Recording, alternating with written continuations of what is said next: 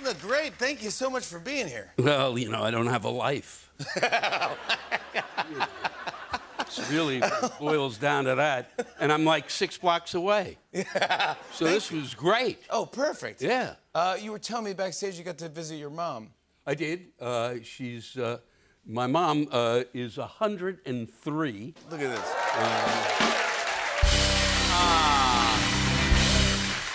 And she says she's not a day over 97. Oh, wow. How is she feeling? How's she feeling? She's feeling, you know, look, she's 103, and it's a blessing that, that we're, you know, that many people say, and it is, that I've gotten to spend this much time with her. That's tremendous. You know that. Absolutely. But she's 103. So sometimes she's here, sometimes she's there. And I'm extremely, she doesn't have Alzheimer's. Oh. No dementia. Great. She has something that doctors haven't diagnosed. She just makes stuff up. And you know, it's interesting. You know, many, you know, you got Branson and Bezos and Musk all have spent billions and billions of dollars to get out into space, where she's out there really 4 or 5 times a day. And they're spending that kind of money. And I call where she's living her assisted living home, it's a launch pad. And she's able to, she's doing this not on pennies really, because she's able to do this. Her fuel is actually oatmeal.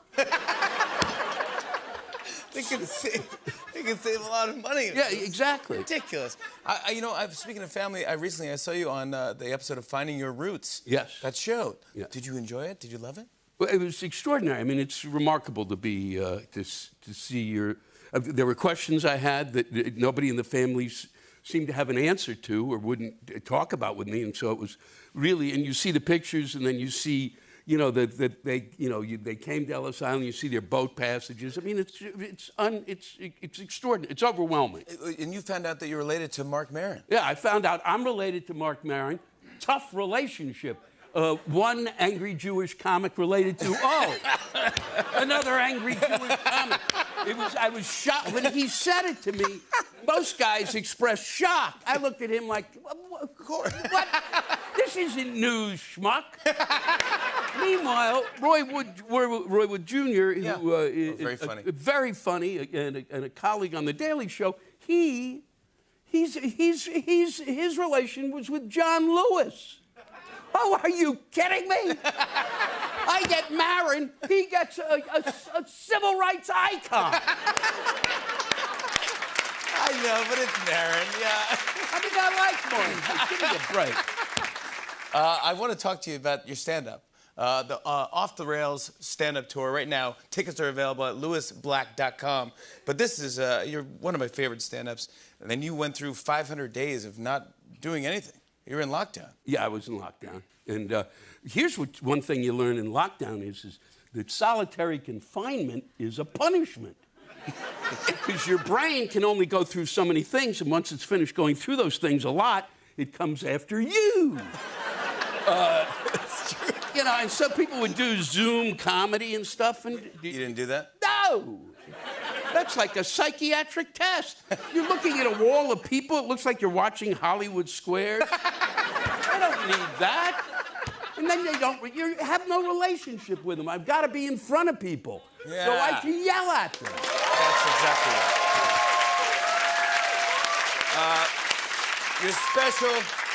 right. Your special Thanks for Risking Your Life just got nominated for a Grammy. Congratulations on that. This could be your 3rd Grammy, by the way, for comedy. Yeah. Do you ever think you'd be a multiple Grammy winner? No. Who thinks that? Yeah. You've got to be an egomaniac. You've got to be crazy. No, I never thought that. Never. No, I didn't even think I'd be a comic. I thought I'd be teaching drama in some sad little southern school. Really? Yeah. How did you come up with the title, Thanks for Risking Your Life? Well, we were on tour, and it was the last day. Literally, we were going into a lockdown.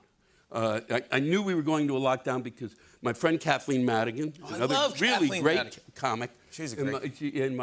and myself had been tracking the virus like we were the Fauci and Burks of the comedy world. We knew as much as could be possible. So I knew that things were going to be happening. And so they had already, they were getting ready to lock everything up. And so I knew this was our last show. And we almost didn't do the show. The show the next night was canceled. And I knew that I'd be going home after this show. And I thought, wow, all these 1,500 people in a room, close together. And I knew what that meant.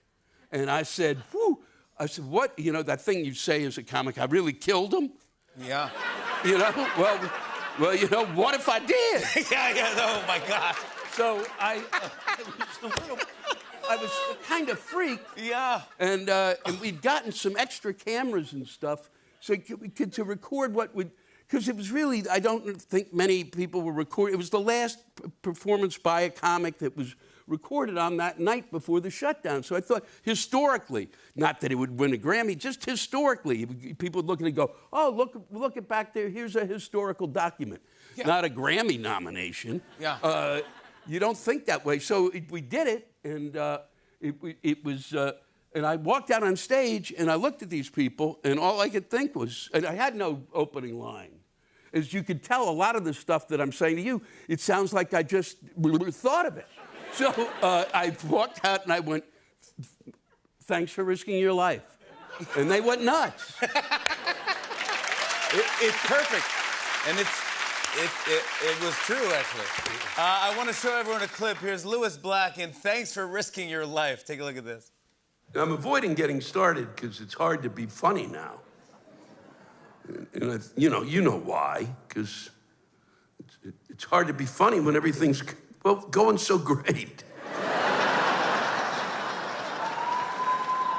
I mean, it's just hard to be funny when everybody's so happy. I travel everywhere, and everywhere I go, I know it seems odd, but they are smiling ear to ear. It's like everybody's on ecstasy. It is like wandering through a great big Christian camp. And as a Jew, let me tell you how exhausting that is. Thanks for risking your life is available on all digital platforms. Hey, hey.